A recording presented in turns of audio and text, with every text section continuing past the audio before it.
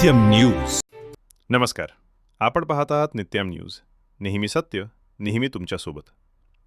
नवी मुंबई आंतरराष्ट्रीय विमानतळाला लोकनेते दी.बा. पाटील यांचं नाव देण्यात यावं या न्याय्य मागणीसाठी भूमिपुत्रांचा लढा आता आरपारच्या वळणावर आला आहे. याच मुख्य मागणीसाठी आणि भूमिपुत्रांच्या न्याय्य हक्कासाठी आमच्या धडाडीच्या भगिनी रश्मिताताई या आमरण उपोषणाला बसल्या आहेत. प्रकृतीची पर्वा न करता आपल्या समाजाच्या अस्मितेसाठी रश्मिताताईंनी सुरू केलेल्या या आंदोलनाला आता संपूर्ण महाराष्ट्रातून प्रचंड पाठिंबा मिळत आहे.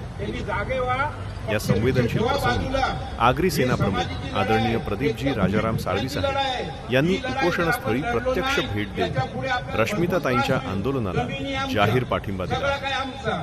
एवढंच नाही तर विमानतळाला दिबांचं नाव लागेपर्यंत आगरी सेना शांत बसणार नाही अशी भविष्यातील अत्यंत आक्रमक भूमिकाही साळवी साहेबांनी यावेळी स्पष्ट केली.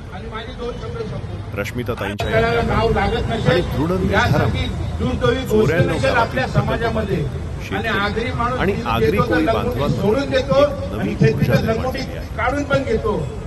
जोपर्यंत दिबांचे नाव विमानतळाला लागत नाही तोपर्यंत माघार नाही असा ठाम इशारा आता भूमिपुत्रांनी सरकारला दिला.